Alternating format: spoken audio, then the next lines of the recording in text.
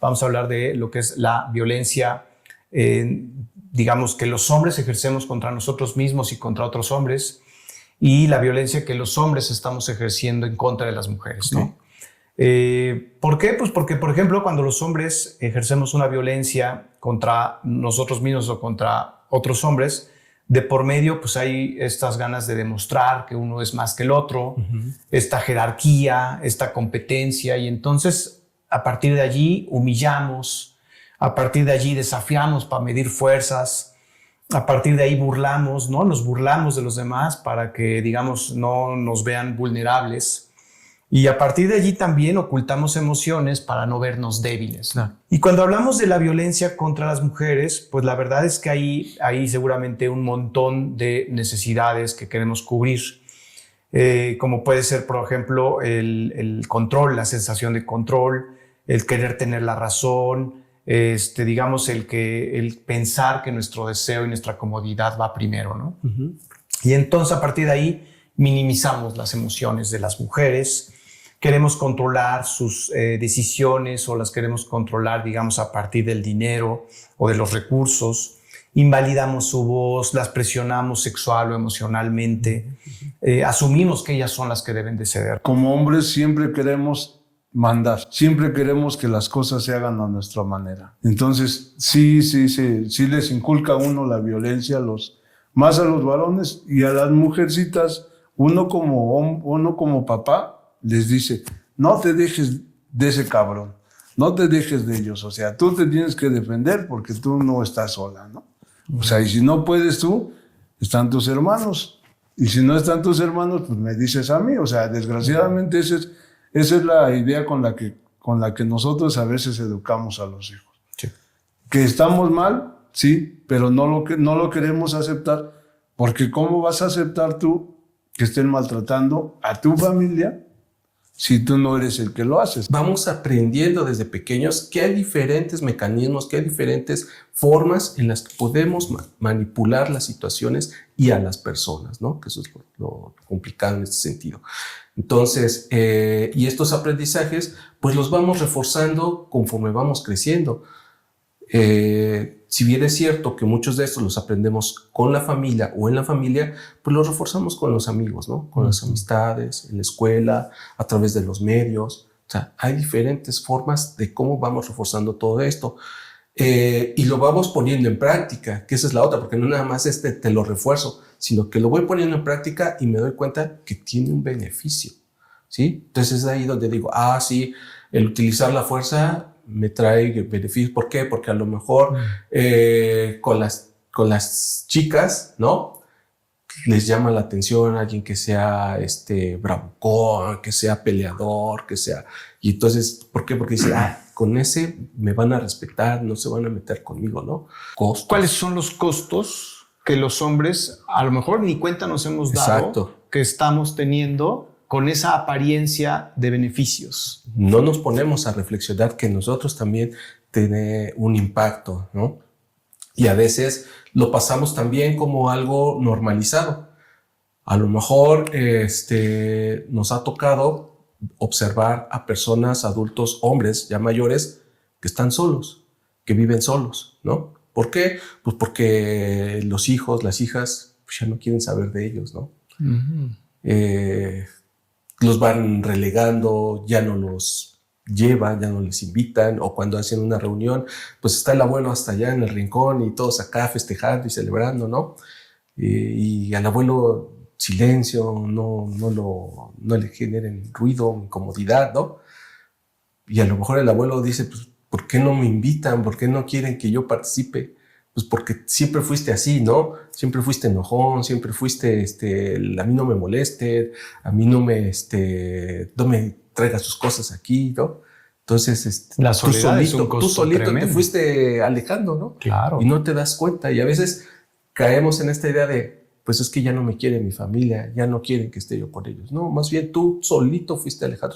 Y esos son costos, ¿no? Ese es un costo muy fuerte porque luego quedamos solos, ¿no? Yo recuerdo una anécdota de un señor, yo trabajaba gobierno del estado de Guanajuato. Bienvenidos todos, bienvenidos todas, bienvenidos todes a este nuevo episodio de Primer Apellido, historia sobre mi padre. De verdad, muchísimas gracias por todos esos mensajes, por todas esas reproducciones que han hecho a los videos que estamos haciendo de Primer Apellido. La verdad es que están sucediendo cosas muy bonitas y seguramente mucho más entrañables para mí, pues porque estoy en medio de todo esto. Pero yo diría que ojalá que empiecen a suceder cosas también necesarias que tienen que ver con la reflexión que los hombres hagamos sobre cómo estamos haciendo las cosas, cómo estamos viviendo nuestra vida y cómo estamos impactando en la vida de otros, ¿no? Y bueno, pues si es tu primera vez aquí en Primer Apellido, te cuento que pues este es un espacio en donde diferentes hombres nos juntamos y empezamos a animarnos a hablar de lo que es importante. Hablar de lo que casi nunca hablamos, hablar de lo que sentimos, hablar de lo que nos pasa, hablar de lo que aprendimos y de lo que quizá tenemos que empezar a desaprender. Y todo esto lo hacemos a través de las historias de nuestros padres o de las figuras paternas de quienes aprendimos, no con la lógica de culparlos ni de señalarlos, sino sobre todo pues porque son una parte muy cercana a nuestra historia. Y hablar de ellos, en el fondo, es hablar de nosotros. Entonces, hablar de los papás o hablar de las figuras paternas es una forma que yo espero que sea pues, emotiva para hablar de nosotros, ¿no?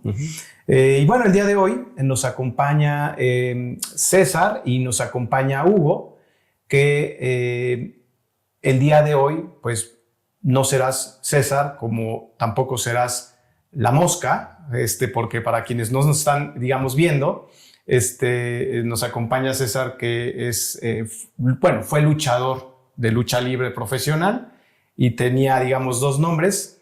Esta es la máscara de La Mosca, ¿correcto, César? Correcto. Pues el día de hoy no serás ni César ni La Mosca. El día de hoy serás Mejía, porque pues es el primer apellido y pues será una forma, digamos, de homenajear pues al que nos lo puso, por más que, digamos, yo sé que luego son historias que a lo mejor no son las que hubiéramos querido vivir, pero de alguna forma, pues por algunas personas como estas personas estamos aquí, ¿de acuerdo, Mejía? Claro que sí. ¿Sí? Buenísimo. Aquí estamos. Y el día de hoy, Hugo, pues no serás Hugo, bueno, por lo menos durante este episodio, bueno, seguirás siendo Hugo, pero además de Hugo, sobre todo serás Mejía, claro. ¿De acuerdo? Barbosa. Perdóname, Barbosa. Ya estoy yo aquí quedándome con Mejía, Barbosa.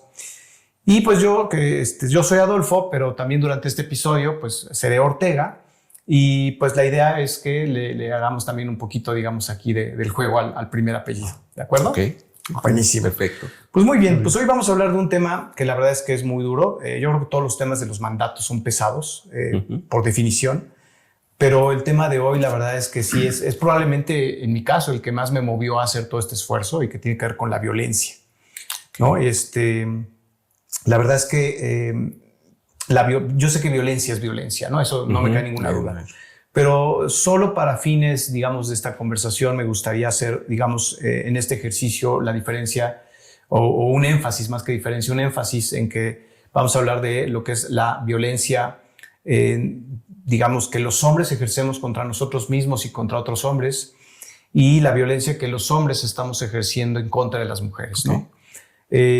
¿Por qué? Pues porque, por ejemplo, cuando los hombres ejercemos una violencia contra nosotros mismos o contra otros hombres, de por medio pues hay estas ganas de demostrar que uno es más que el otro, esta jerarquía, esta competencia, y entonces a partir de allí humillamos, a partir de allí desafiamos para medir fuerzas, a partir de ahí burlamos, ¿no? Nos burlamos de los demás para que, digamos, no nos vean vulnerables. Y a partir de allí también ocultamos emociones para no vernos débiles, ¿no? Y la verdad es que pues, son violencias que lo que hacen, pues supongo que aquí nos dirás, quizá tú como experto, Barbosa, pues que son, pues su objetivo es lograr y mantener una posición dentro de un grupo de hombres al que pertenecemos. Y cuando hablamos de la violencia contra las mujeres, pues la verdad es que hay seguramente un montón de necesidades que queremos cubrir. Como puede ser, por ejemplo, el control, la sensación de control, el querer tener la razón, digamos, el pensar que nuestro deseo y nuestra comodidad va primero, ¿no? Y entonces, a partir de ahí, minimizamos las emociones de las mujeres, queremos controlar sus decisiones o las queremos controlar, digamos, a partir del dinero o de los recursos. Invalidamos su voz, las presionamos sexual o emocionalmente, asumimos que ellas son las que deben de ceder. Entonces, todas estas violencias, pues si a diferencia, digamos, de las violencias contra otros hombres, pues no están buscando competir, sino pues controlar, ¿no? Y la verdad es que las hemos normalizado tanto, lamentablemente, que ya no las vemos. Entonces, bueno, la idea es que este sea un poco el contexto de la conversación. Y pues un poco para mantener, digamos, pues la tradición de primer apellido, me gustaría pues que comenzáramos con nuestras propias historias, ¿no? Historias con nuestro papá. Entonces, pues si me permites, Mejía, me gustaría comenzar contigo. Claro.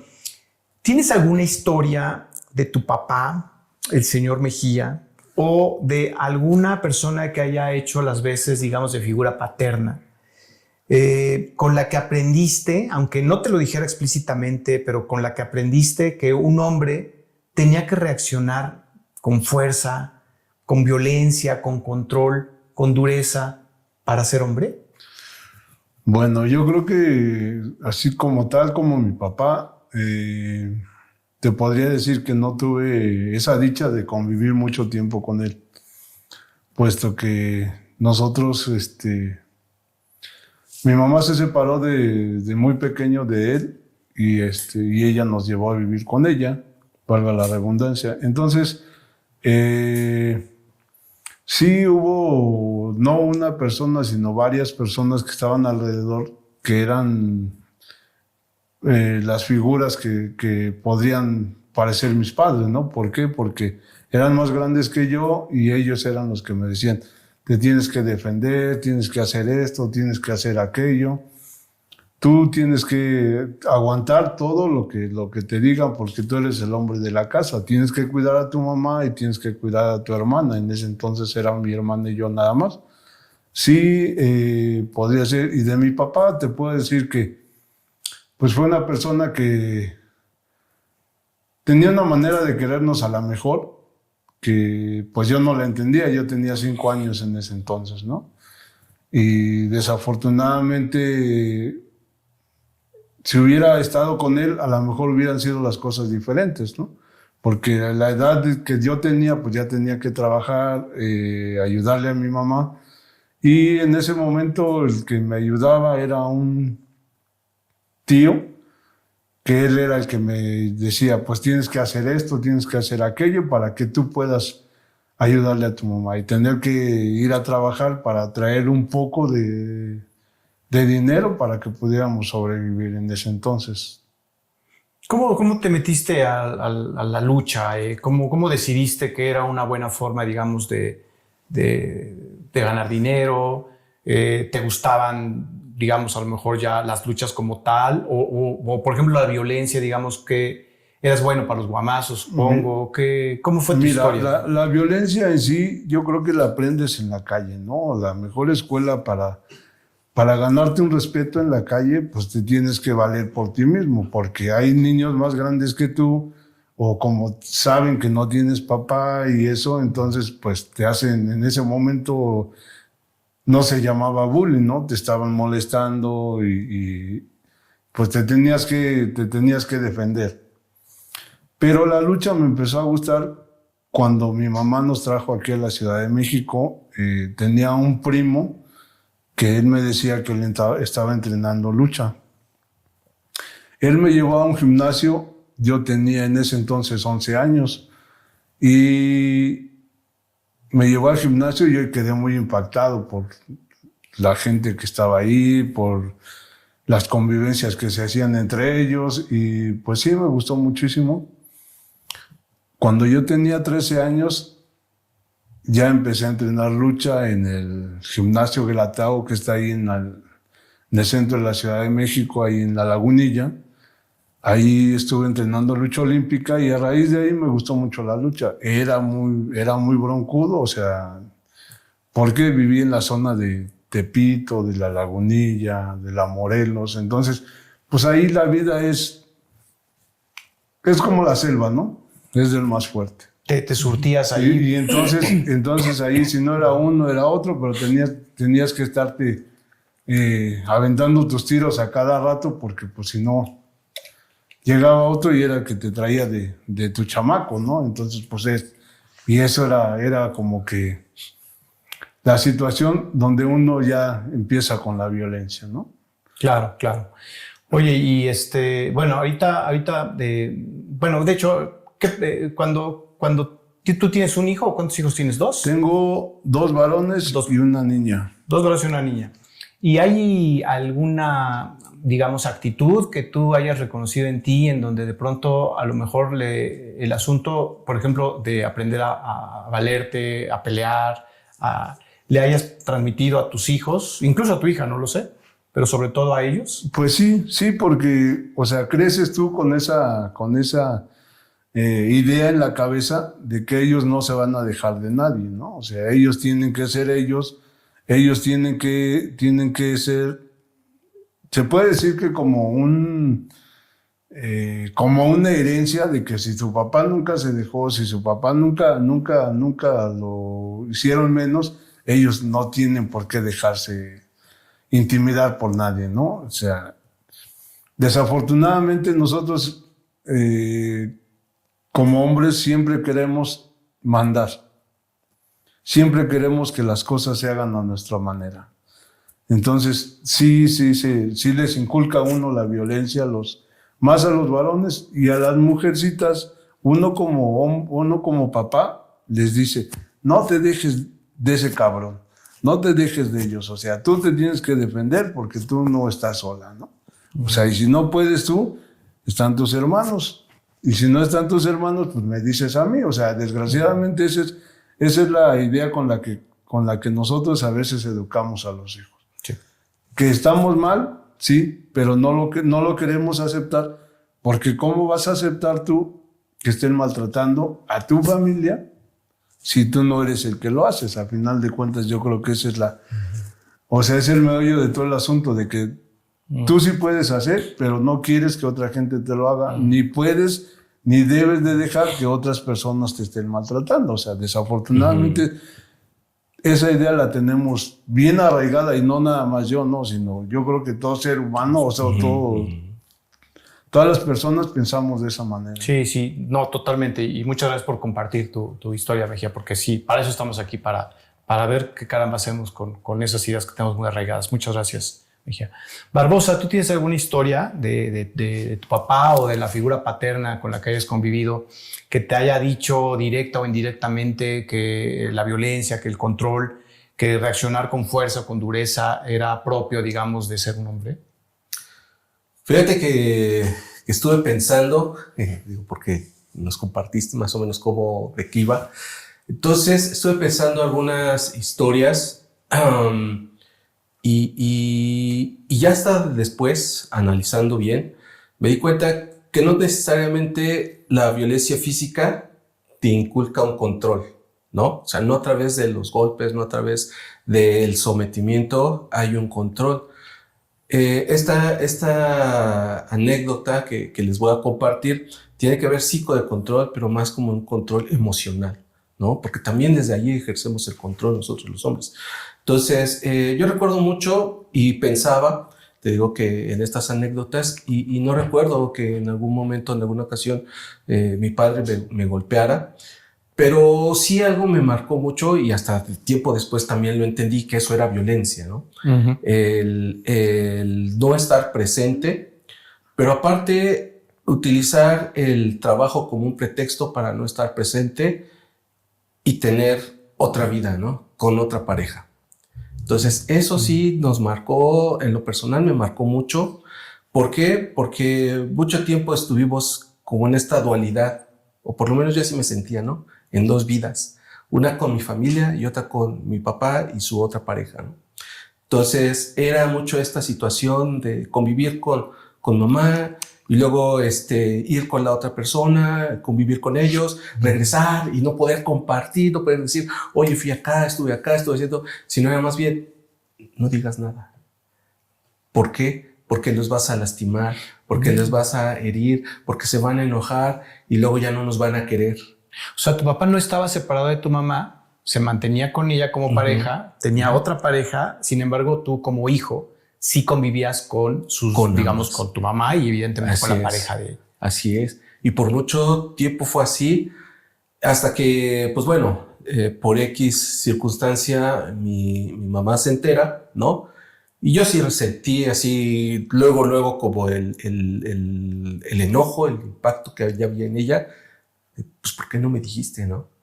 ¿Por qué si tú ya sabías que esto estaba sucediendo? ¿Por qué si tú ya sabías que esto estaba pasando?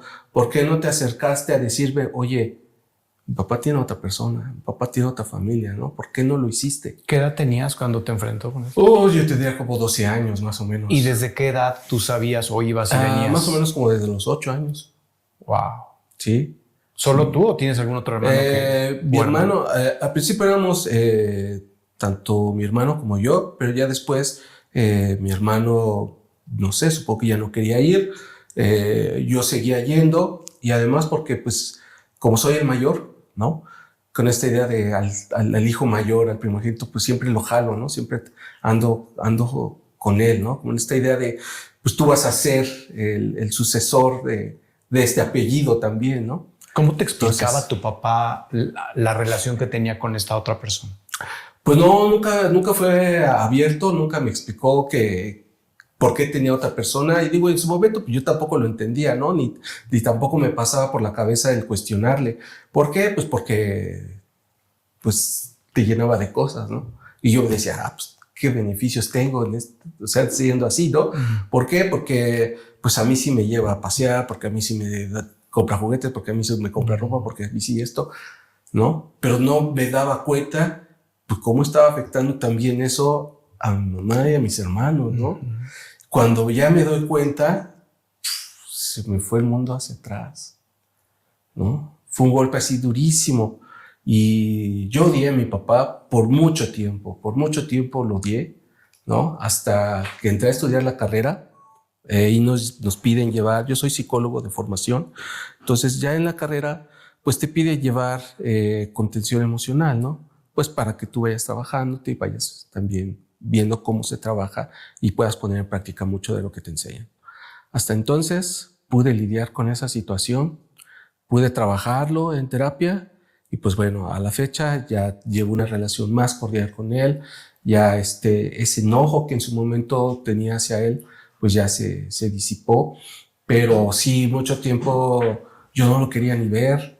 O sea, a mí yo decía, otra vez estás aquí, ¿por qué vienes? O sea, si lo único que haces es lastimarnos, es agredirnos, de esta forma, de manera emocional, porque no lo hacía físicamente, pero lo hacía de forma emocional, ¿no? Sí. Entonces, digo, sí, ahí es donde te das cuenta que la violencia no solamente es física, también es emocional y también impacta y deja muchas huellas, ¿no? Tienes razón, la verdad es que sí. Gracias por compartirnos una historia tan sentida, tan fuerte. Sin duda, qué fuerte, ¿no? O sea, porque estoy poniendo a pensar la situación en la que tú estuviste desde muy chiquito, a los 8 años, teniendo, digamos, esa dualidad, evidentemente no entendiendo nada. Y luego el reclamo de tu mamá, ¿no? Que pues tampoco seguramente se detuvo a entender pues que eras un niño de 12 años, que tampoco tuviste seguramente pues mucha capacidad o mucha independencia para tomar una decisión, pues nada, pues muy, pues que en todo caso sería más de un adulto que de un niño, ¿no? Claro, claro. Qué fuerte, pues digo, sí, perdón, dime, digo, claro. y más allá que el reclamo, las actitudes, ¿no? Porque, o sea, el reclamo como sea, a lo mejor fue un momento de ofuscación, tú lo entiendes, ¿no? Pero después, por lo menos yo lo sentí así, como el rechazo de mamá, más o menos como por los 16 años, que también ella ya como que entendió esa parte, ¿no? Dijo, pues, o sea, no le puedo exigir algo que él tampoco comprendía, ¿no? Claro. Pero al menos ese tiempo también vivir con esa otra violencia que venía por parte de ella, pues también era bien duro, ¿no? También era bien duro porque, pues por un lado, yo a él ya no lo quería ver, ya no quería estar con él, pero por otro lado, el rechazo de mi madre, pues también me dolía y creo que me dolía más. Claro, ¿no? Muy fuerte. Bueno, pues déjenme les comparto, si me permiten, una historia que quizá yo también pueda aportar de de las violencias que yo aprendí. Yo aprendí muchas violencias y he tenido maestros, digamos, muy violentos. Mi papá era muy violento y lo he contado en otros episodios, ¿no? Muy violento y en el caso particularmente, digamos, de la relación con sus hijos y sus hijas también, pues era el golpe muy fácil, muy rápido y el golpe inmediato como la forma de educar. Y pegaba con el cinturón y pegaba con las manos y pegaba con los pies, pero también pegaba con las palabras y también pegaba con los silencios, ¿no? Que es mucho de lo que ahorita planteabas, ¿no, Barbosa? Y la verdad es que hay un aprendizaje que yo también, reflexionando un poco sobre esto, me di cuenta que más allá de los golpes, tengo un montón de historias de esas, pero hay otras que no son tan claras, ¿no? Son más sutiles. Pero hay algo que él llamaba, y supongo que otras personas llamaban, y por ejemplo algunos todavía hermanos y hermanas les escucho ese término de tener o no tener don de mando. ¿Qué es eso del don de mando? Que sonaba como muy fancy, sonaba como tienes o no tienes don de mando, que suena así como algo importante a tener. Mi papá fue comerciante, digamos, prácticamente toda su vida, una buena parte de su vida, y tenía empleados. Y entonces, cuando, por ejemplo, un empleado por alguna razón no llegaba, y había muchas razones, ¿no? Y había muchas razones seguramente justificadas o no, pero cuando no llegaba un empleado, al día siguiente que llegaba el empleado le decía a mi papá, pues lo regresaba a su casa, ¿no? Y le decía, ayer fue por ti, hoy fue por mí. Y si faltaba otra vez, entonces 2 días de descanso a su casa, y evidentemente no les pagaba, no tenían seguro social, tenía un negocio de venta de frutas en la Merced a nivel mayoreo. Luego el negocio estuvo en la central de abasto. Y eran empleados, no tenían seguro social, eran empleados que casi siempre venían del interior de la República, gente, digamos, que tampoco no se ponían, digamos, tampoco a discutir por muchas razones, quizá desde el asunto físico de que mi papá era bueno para los guamás, entonces tampoco seguramente se le ponían mucho al tiro. Pero además también tenían siempre la sumisión pues, de quien llega del interior, que pues siempre tiene como que entender los códigos, supongo, ¿no? Y estaban acostumbrados al maltrato porque además con rasgos siempre, digamos, indígenas, entonces siempre era un asunto de clasismo, de racismo tremendo. Y la verdad es que ese don de mando, me doy cuenta que si en un principio, bueno, yo quería tener ese don de mando porque pues estaba aprendiendo de mi papá a tener el don de mando. Y luego cuando empecé a trabajar, evidentemente yo trataba de hacer lo que un empleado de mi papá haría, porque además mucho tiempo trabajé con él, entonces pues había que hacerle caso al jefe, ¿no? O a la jefa, y había que ser exactamente lo que te pedían que fueras. Y así lo hice y supongo que le caí muy bien a muchos jefes y jefas por esa razón.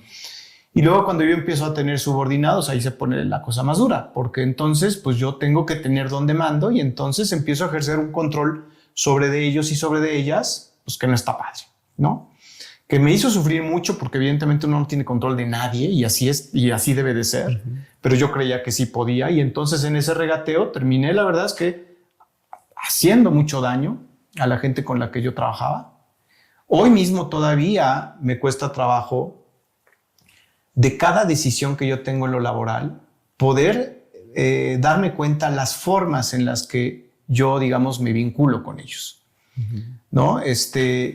Y realmente es muy difícil porque en algún momento de mi vida, digamos que no voy a decir que pude controlar el enojo, no es así, pero sí me daba cuenta, después de terapia, después me daba cuenta de que había enojo en mí, de que empezaba a tener, digamos, actitudes violentas.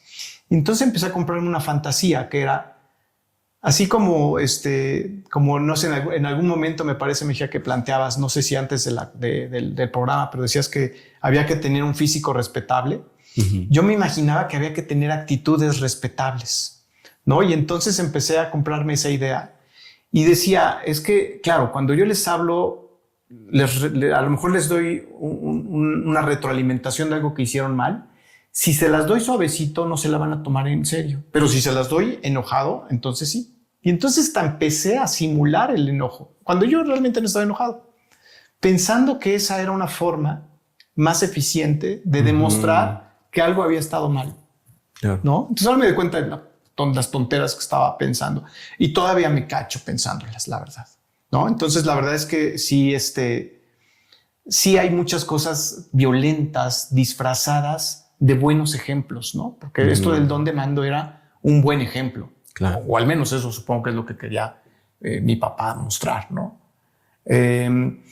Ahora, ¿qué te dicen a ti, Barbosa, como experto que eres y como una persona que ha trabajado con muchos hombres desde Gendes en asuntos de violencia? ¿Qué te dicen nuestras historias, no? Tu propia historia, de lo que los hombres hemos aprendido sobre la violencia y lo que logramos, entrecomillado, logramos con ella. Uh-huh. Pues bueno, fíjate que las historias que ahorita compartimos y las que llegan a contar los compañeros que acuden a Gendes, pues tienen muchas similitudes, ¿no? Tienen esta idea de que son inculcadas, como decía Mejía, desde pequeños, desde muy chiquitos se nos van enseñando cómo debemos actuar, cómo debemos comportarnos, cómo debemos resolver las problemáticas a las que nos enfrentamos. Y muchas de las veces pues, tiene que ser a través de la violencia, ¿no? De la violencia, y a veces solamente entendemos que es física, ¿sí? Pero a veces cuando no tenemos ese sentido o más bien esta corporalidad, como decía Mejía hace un momento, ¿no? Debes tener un físico para impactar, para impresionar. Cuando no lo tienes, pues utilizas esto, ¿no?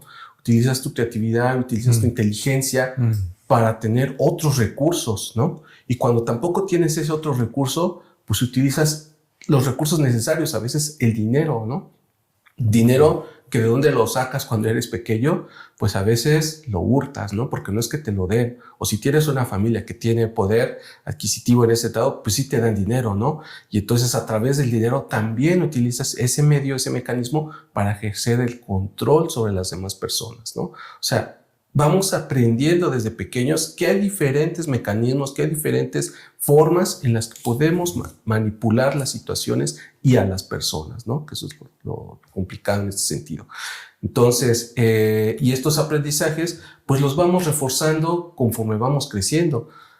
Si bien es cierto que muchos de estos los aprendemos con la familia o en la familia, pues los reforzamos con los amigos, ¿no? Con las amistades, en la escuela, a través de los medios. O sea, hay diferentes formas de cómo vamos reforzando todo esto. Y lo vamos poniendo en práctica, que esa es la otra, porque no nada más te lo refuerzo, sino que lo voy poniendo en práctica y me doy cuenta que tiene un beneficio, ¿sí? Entonces es ahí donde digo, sí, el utilizar la fuerza me trae beneficios. ¿Por qué? Porque a lo mejor con las chicas, ¿no? Les llama la atención alguien que sea bravucón, que sea peleador, que sea... Y entonces, ¿por qué? Porque dice, con ese me van a respetar, no se van a meter conmigo, ¿no? Con los cuates, pues me gusta juntarme con el que tiene billetes porque trae los juguetes más chidos, ¿no? Entonces, con él sí me gusta juntarme. Uh-huh. O con el inteligente porque me pasa las tareas, o con los exámenes porque nos pasa los exámenes, ¿no? Y así vamos aprendiendo a sacarle también provecho, ¿no? O sea, todos en este sentido vemos un beneficio ante estas situaciones. Sí, sin duda, pues esa es la razón por la cual seguramente vamos como que reforzando, ¿no? Estas actitudes. Mejía, después de las historias que también, digamos, nos compartes y escuchaste, y lo que dice ahorita Barbosa, ¿qué parte, digamos, de esas violencias que probablemente tú aprendiste o que probablemente también hayas ejercido, entiendes hoy con más claridad? ¿Hay algo que, digamos, de todo lo que ahorita escuchaste, algo nuevo para ti, o ya habías reflexionado al respecto de lo que estamos hablando? Pues mira, sí, o sea, sí, yo remoto a tiempo atrás, pues como me conocen ahorita son muy diferentes, ¿no? ¿Por qué? Porque desafortunadamente de los que menos piensas son de los que te enseñan. Y en este caso, pues yo les comentaba en un principio de por ejemplo, la anécdota que te decía de mis hijos, ¿no? Yo quería que ellos fueran como yo. El más grande me dice, ¿sabes qué, papá? Dame chance, ¿no? dame chance, déjame ser como yo quiero ser. ¿Cómo te los imaginabas tú? ¿Cómo te hubiera gustado que fueran? Bueno, mira, pues yo hace rato hablaba a Barbosa de un legado, ¿no? De que él iba a ser el heredero del apellido, ¿sí? Yo a ellos los veía como luchadores, porque al final de cuentas, pues eso era lo que yo hacía, ¿no? O sea, me gustaba mucho la lucha, a pesar de que yo pues tengo mis negocios, ¿no? Entonces, los inculqué a que aprendieran a trabajar, porque de alguna manera se iban a ganar la vida. Por esa parte, pues sí, trabajaban, estudiaban y me los llevaba al gimnasio y pues les gustaba. No les costaba trabajo hacer las cosas de la lucha. En ese momento yo tenía pues los contactos, en ese momento yo tenía todo en un nivel que pues estaba reconocido, trabajaba para AAA y pues tenía buen nivel, ¿no? Entonces, pues yo decía, pues ellos van creciendo, ahorita es el momento de que los voy a pulir para que ellos sean igual, ¿no? No les va a costar trabajo. Y aquí lo que comentaba Barbosa era eso, ¿no? De que, pues ejerce la influencia en un momento dado, ¿no? O sea, son hijos míos, yo soy conocido, les van a dar la oportunidad de que puedan ejercer el trabajo. Tienen aptitudes, es cuestión de pulirlos para que ellos sobresalgan. O sea, esa era mi idea en un momento. Pero lo que yo no contaba es que ellos también tienen voz y voto y tienen pensamientos propios, ¿no? Y el más grande me dijo, oye papá, ¿tú quieres que seamos esto? A nosotros no nos gusta.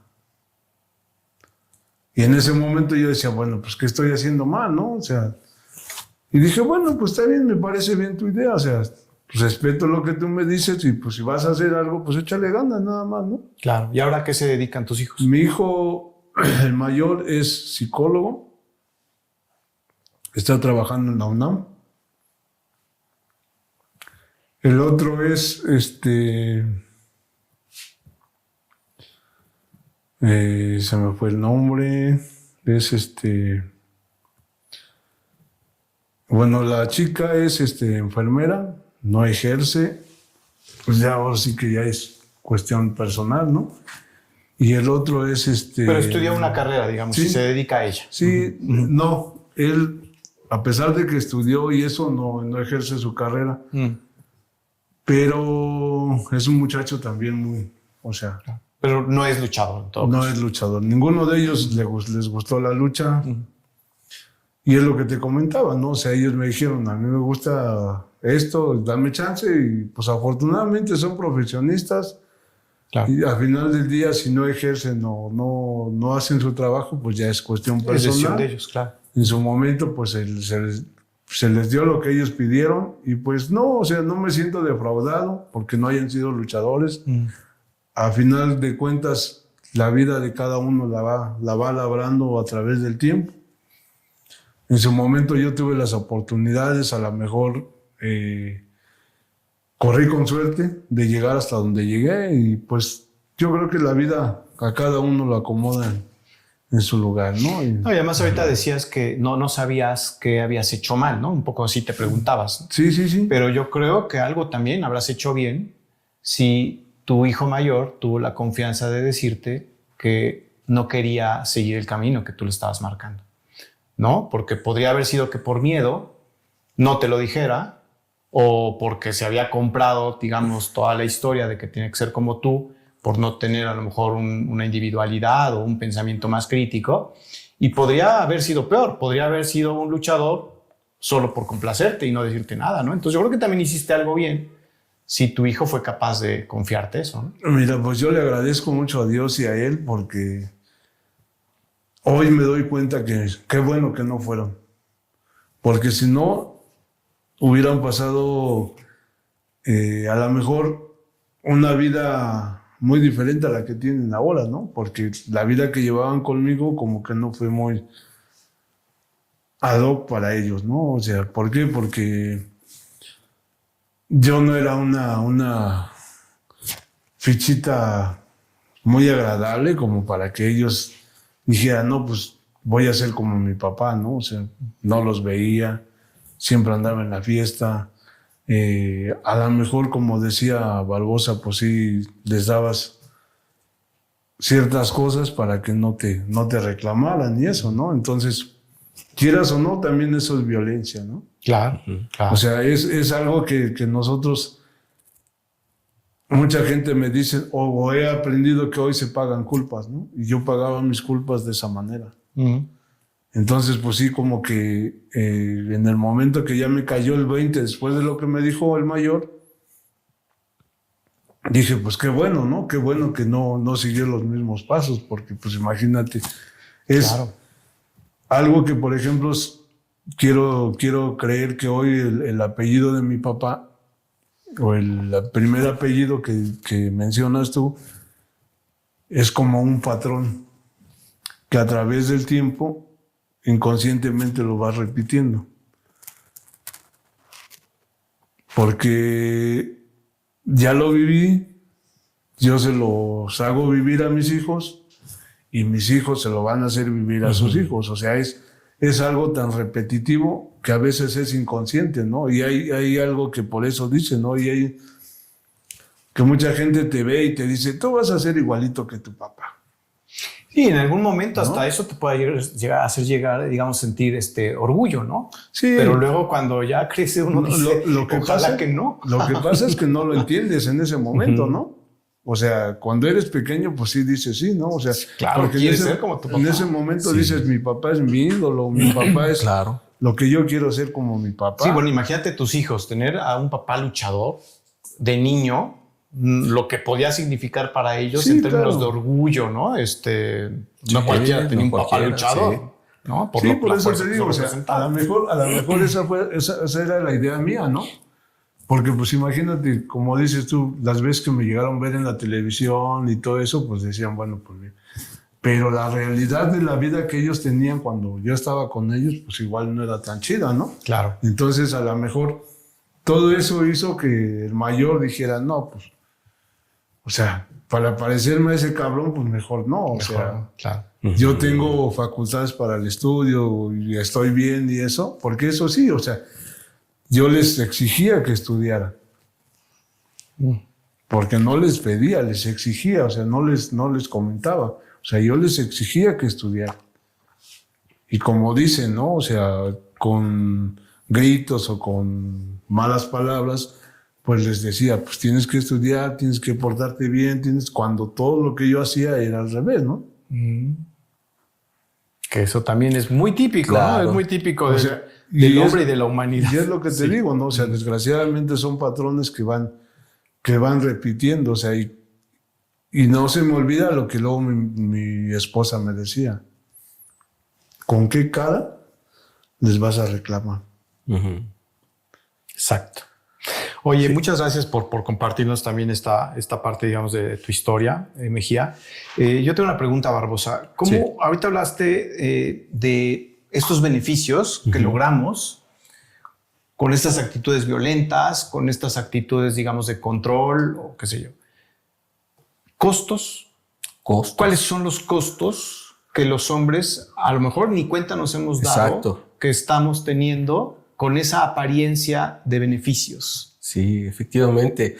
Hablar de costos, eso es siempre interesante, ¿no? Con los hombres, porque a veces decimos, o lo que hacemos, lo vemos reflejado en la otra persona, ¿no? O sea, todas estas actitudes, todas estas conductas que tenemos de forma violenta, pues sí tienen un impacto en las personas que están recibiendo esas conductas, ¿no?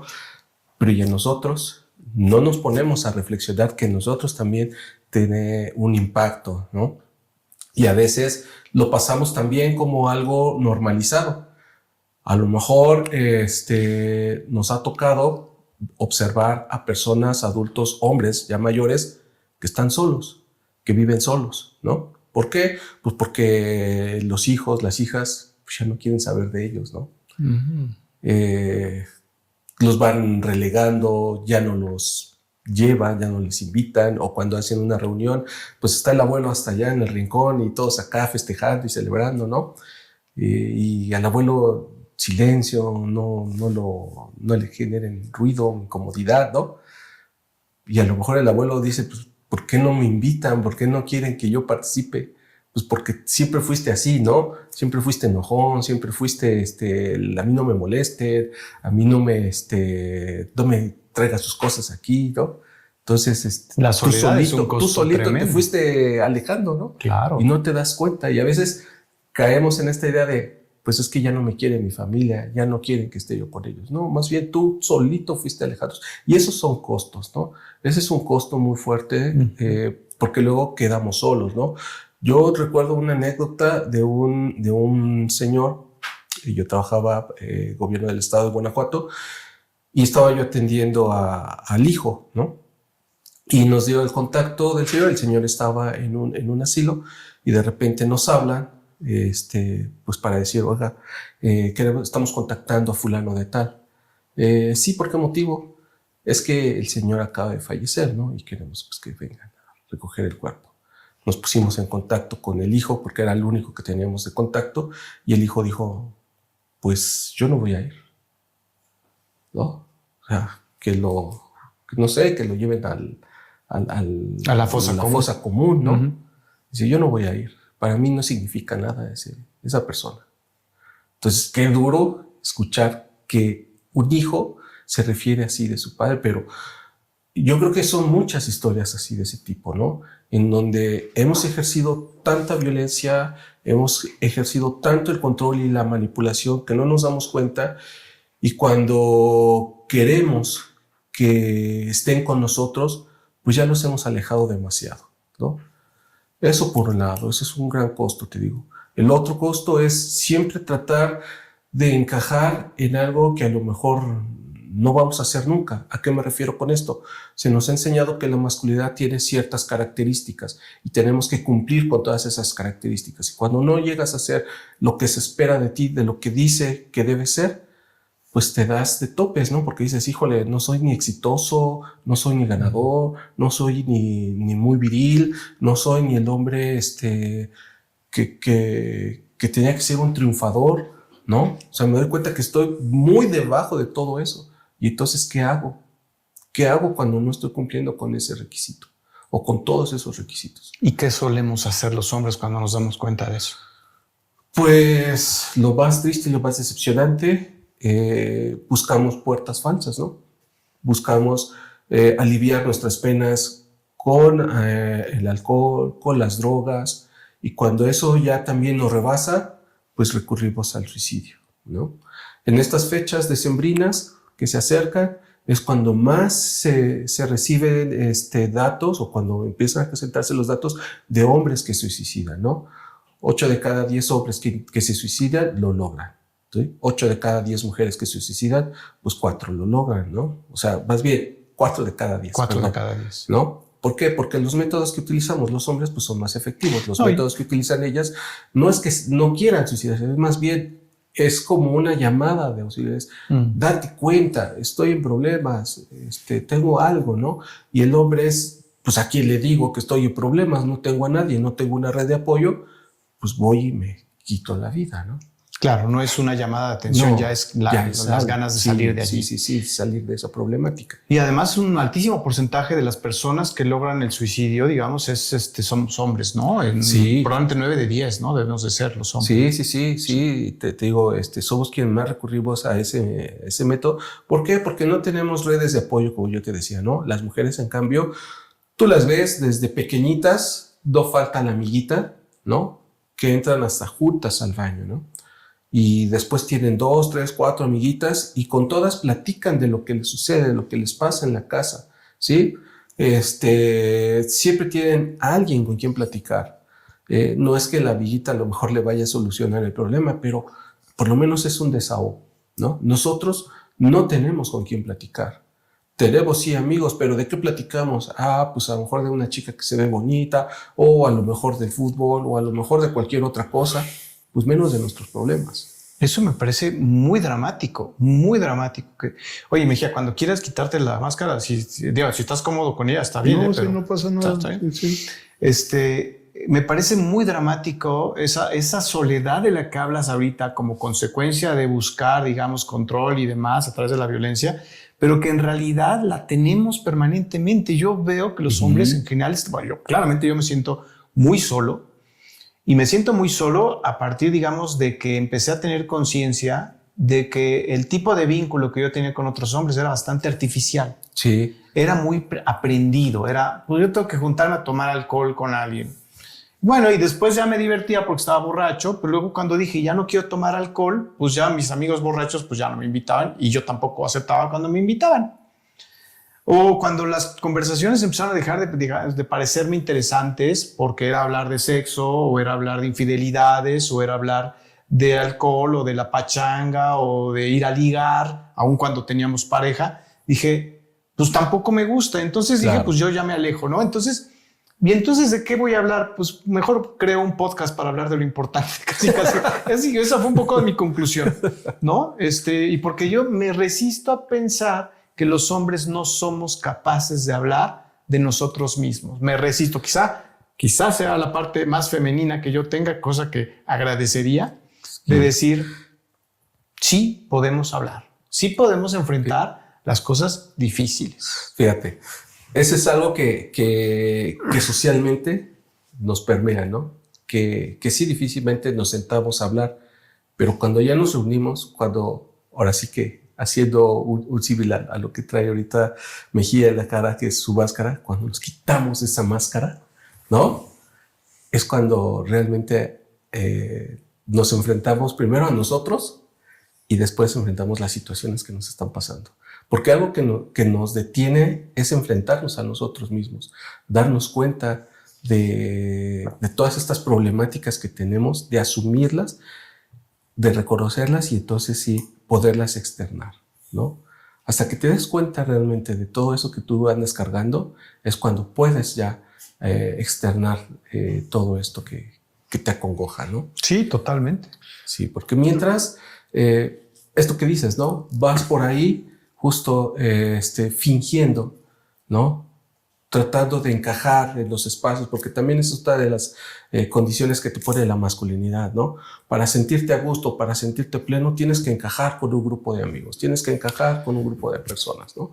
Y a veces no me siento tan cómodo, pero pues le tengo que entrar, porque si no... Quieres seguir siendo parte de la manada, exacto, ¿no? Y eso me parece que es una pésima forma de ser uno mismo, porque terminas desdibujándote. Y es ahí donde también nosotros los hombres generamos control sobre otros hombres y sin darnos cuenta. Exacto, como grupo, ¿no? Y entonces se hace más difícil y es más costoso querer buscar nuevos caminos, que quizás sea el gran desafío del desaprendizaje de todos estos mandatos es, ¿seremos capaces de sacrificar esa manada y la aprobación de esa manada? Es que yo creo que sí se puede platicar. El único problema es que desafortunadamente no sabemos escucharlos, ¿no? O sea, y por ejemplo, aquí la situación es de que si yo me pongo a platicar contigo y yo te platico algo de lo que me está pasando a mí, tú no le vas a poner el interés. Me vas a escuchar, sí, pero en un ratito te encuentras a otra persona y lo que yo te dije se lo vas a decir a él. De chismoso a uno. Desgraciadamente, esa es una situación que nosotros siempre hemos comentado y como dices, hacemos uso de la violencia contra la mujer y les decimos chismosas. Y déjame te digo que creo que los hombres somos más chismosos que las mismas mujeres. O sea, ¿te ha pasado que tú no cuentas algo a un amigo que es muy íntimo tuyo por miedo o porque ya te ha sucedido que va y lo cuenta con tus otros No, amigos? El único problema es que a lo mejor somos muy amigos tú y yo y andamos para acá y para allá por todos lados. El único problema es que yo creo en ti, pero cuando menos me doy cuenta, tú ya hablaste, todo lo que viviste conmigo ya se lo dijiste a toda la gente.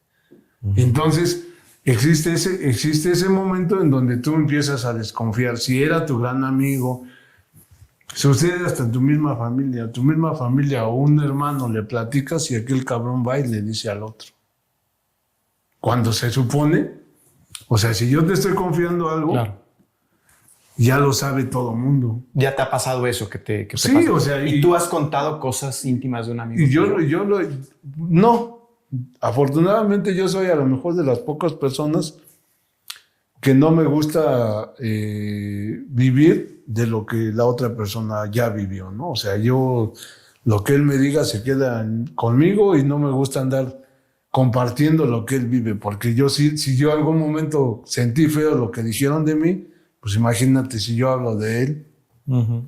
O sea, yo creo que sí se puede platicar. El problema es que nosotros no sabemos, ¿sí?, encauzar las cosas, ¿no? O sea, si él me está diciendo algo, o sea, pues es porque me tiene confianza y a lo mejor el haberme dicho algo a mí, pues le sirvió para que él se desahogue, ¿no?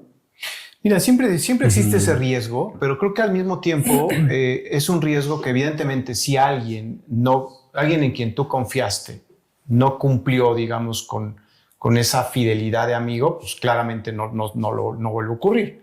Claro. Pero creo al mismo tiempo que esa vulnerabilidad se necesita, es decir, necesitamos vernos y sentirnos vulnerables para confiar lo que está pasando en nosotros, no al mismo amigo que ya fue Claro. al machismo real, pero sí necesitamos abrir, digamos, esos nuevos espacios, esa confianza. Sí necesitamos aprender a que vulnerarnos no significa que somos menos hombres. Uh-huh. Claro. Y eso yo estoy seguro que está muy difícil. ¿Por qué? Pues porque nos pasa todo el tiempo. Sí, porque de eso es lo que nos han enseñado, ¿no? A no mostrar debilidad, a no vernos frágiles, y entonces resistimos ante esa fragilidad, ¿no? Exacto. Y esa forma es, pues, todas estas barreras que hemos encontrado para evitar como yo les decía hace rato, ¿no? Contactar con nosotros mismos, darnos cuenta de nosotros, Claro. y poder presentarnos como somos, ¿no? Claro. Oye, Barbosa, ¿hay alguna herramienta que tú nos puedas recomendar para que los hombres empecemos a dejar de reproducir estas violencias que aprendimos? Yo sé que está súper complejo esto, porque no es que una varita mágica y ya, que es lo que todos quisiéramos, una pastillita y demás. Seguramente son cosas más sofisticadas, pero ¿por dónde empezamos? Los que de pronto los hombres que estamos dándonos cuenta de que, ay, caramba, pues sí, hay un montón de violencias en mí que no había visto. ¿Por dónde recomendarías comenzar? Pues primero por reconocerlas, ¿no? Primero por reconocer esas violencias, darnos cuenta que la violencia es más allá de los gritos, de los insultos, de las malas palabras, ¿no? Ya ahorita hemos platicado de muchas otras formas de violencia y que duelen bastante. Y eso es lo importante, reconocerlas. Tenemos una herramienta que nosotros utilizamos que se llama el tiempo fuera. Esta herramienta nos permite a nosotros contactar nuevamente con nuestras emociones, que es algo que también nos han enseñado desde pequeñitos, a empezar a alejarnos de nuestras emociones. Y la idea es volver a reconectar con esas emociones. O sea, nunca las hemos dejado de lado, simplemente las hemos reprimido. Entonces es volver a contactar con la emoción de lo que está sucediendo en una situación, ya sea con la pareja, ya sea con el vecino, ya sea con el amigo, ya sea con el compañero de trabajo. ¿Cómo funciona el tiempo fuera? ¿No? Desde lo que percibo con mis sentidos, ¿sí? Puedo darme cuenta que a lo mejor Mejía en este momento frunció el ceño, y entonces eso ya me saca de cuadro, ¿no? Porque dice, algo está sucediendo con Mejía, ¿sí? A lo mejor escucho un tono de voz no el que comúnmente utiliza para compartir, sino más fuerte, más enérgico, más parco, más seco. Entonces algo ya me está dando una señal, ¿no? Para decir, ¿qué sucede con Mejía? Algo no está bien, ¿no? Y entre nosotros, ¿qué está sucediendo? Entonces, desde ese reconocimiento, es decir, a ver, Mejía, necesito tomarme un tiempecito porque algo entre nosotros está sucediendo ahorita, no sé qué sea, y mejor me salgo, me alejo de ese espacio en ese momento. O sea, estar atento, ¿no?, a una señal de que algo cambió. Claro. Y antes de seguir reaccionando a esa señal, que podría yo interpretar como, oye, te enojaste, pero yo también, entonces a mí no, a mí tampoco, me doy un tiempo. Me doy un tiempo. Me tranquilizo. Me tranquilizo.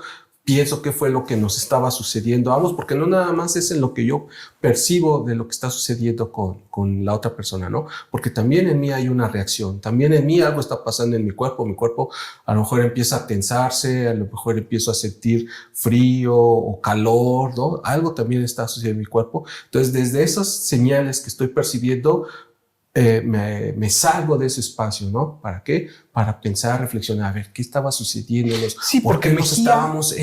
a lo mejor frunció el molestando? ceño porque, qué sé yo, le molestó algo de la máscara ahorita o algo así y no tiene nada que ver con nadie más. Y ya la interpretación que uno hace, pues es pues, cualquiera, ¿no? Exacto. Entonces, antes de llegar a algo más, entonces mejor nos salimos, reflexionamos, pensamos. O si tenemos como la capacidad, digo, esto es un entrenamiento, ¿no? Esto se va practicando, se va poniendo en práctica. Y si ya tenemos un entrenamiento como más claro y tenemos herramientas, como por ejemplo la comunicación asertiva, le podría decir yo a Mejía, ¿te incomodó algo de lo que estaba yo diciendo, Mejía?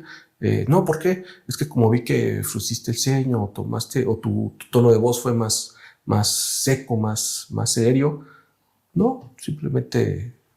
Pues no sé, no me di cuenta. Claro, está bien, está muy bien. Ahí nos quedamos. Pues ojalá que nos sirva a muchos hombres ese tip. Ese es uno, pero ya sabemos que esto es mucho más complejo. Gendes tiene una línea ahí de apoyo buenísima que siempre ponemos en los comentarios ahí del episodio. Ojalá que mucha gente pueda acudir. Con esto vamos cerrando el episodio. De verdad, muchísimas gracias por acompañarnos, Mejía. Muchas gracias. A la mosca, muchas gracias. César. Gracias a ustedes. Muchas gracias, Barbosa. Muchas gracias, Hugo, gracias por acompañarnos. La verdad es que muchas gracias a todos ustedes también por ser parte de Primer Apellido, por permitirnos también, digamos, compartir con ustedes estos momentos pues, de apertura, de confianza, de honestidad, de vulnerabilidad, que creo que es muy importante aprender a tenerlos. Pues hoy hablamos de violencias y de las violencias que viven en nosotros desde hace mucho tiempo. Hablamos de las violencias que aprendimos para sobrevivir frente a otros hombres, de las que aprendimos a ejercer contra las mujeres. Pero espero que nos quede claro después de este episodio que no nacimos así, que aprendimos y que así como aprendimos podemos desaprender y de eso se trata. En el fondo, eso es lo que a mí me encantaría que se quedara, ¿no? Y antes de irnos, me gustaría hacerles un par de preguntas a ustedes que nos están viendo, pues para que se animen a compartirlas ahí en los comentarios, ahí sus respuestas. La primera pregunta que me encantaría hacerles es, ¿cuál fue el mandato de la violencia que aprendieron de niños y que hoy están empezando a cuestionar? Eso me encantaría saberlo, ¿no?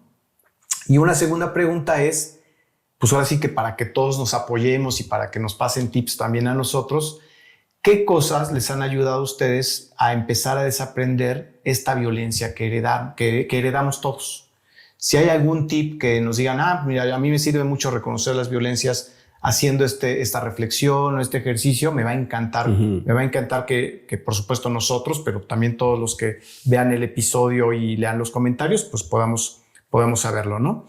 Pues muchísimas gracias de veras por escucharnos, por acompañarnos, por vernos, por querer desaprender lo que no nos sirve o lo que nos está enfermando y afectando. Claro. Y nos vemos en el próximo apellido de Primer Apellido, Historias sobre mi padre.